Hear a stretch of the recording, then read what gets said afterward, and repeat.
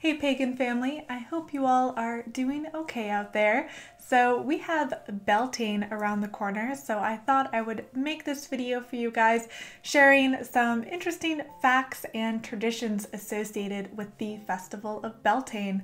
So if you are new here, welcome. I create weekly videos about topics like tarot, paganism, and magic. And for my returning subscribers, welcome back guys. So let's jump into the video.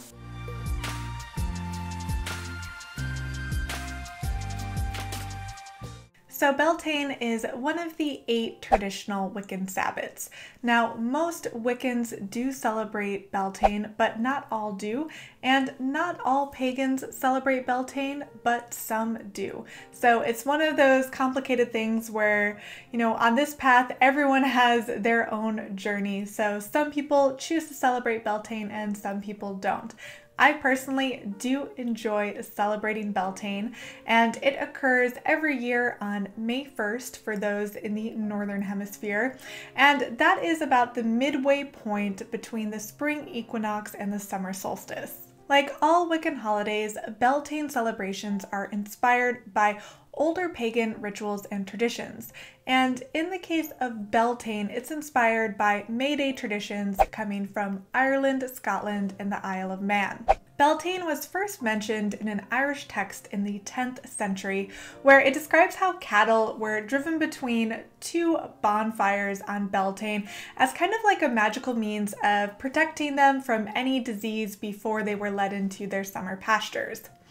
While this is like the first written account of Beltane, it's likely that Beltane was celebrated long before the 10th century, since Beltane is very much incorporated in Irish traditions and folklore. While the modern Wiccan calendar has 8 divisions within the Wheel of the Year, in Irish lore, the year is kind of more so divided into 2 chunks. You have winter and summer.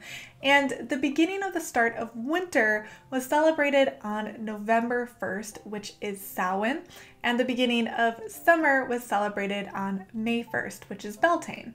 And these 2 dates were viewed as times when the veil between the human and the supernatural world was at its thinnest, and thus fairies and spirits could easily enter into our realm. For Beltane decorations, people would adorn their doors and windows with yellow spring flowers, such as those from primrose, rowan, or hawthorn.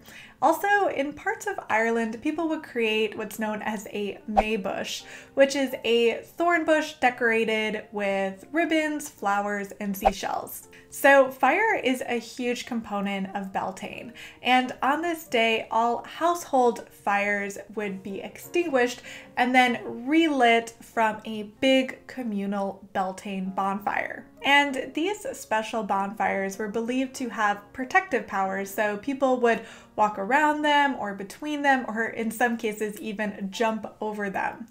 And like many pagan festivals, Beltane included a ton of feasting and drinking, and of course toasting the gods and spirits. At these Beltane feasts, people would be eating oatmeal cakes and a drink called caudle, which was made of like eggs, butter, oatmeal, and milk that was cooked over a bonfire. And during the process of making this drink, they would spill some on the ground as an offering to the spirits.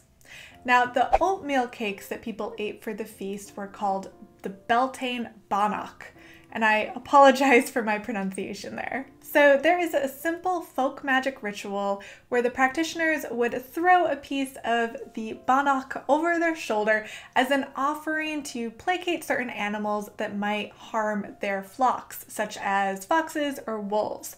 And I'll link a recipe on how to make Beltane bannock and caudle in the description box if you'd like to give it a try.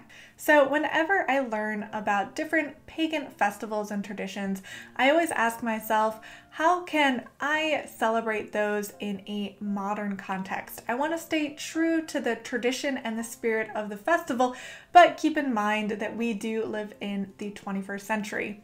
And unfortunately, even though bonfires are a huge part of Beltane, I live in the city and we're all under lockdown right now, so I personally am not able to have a big bonfire celebration.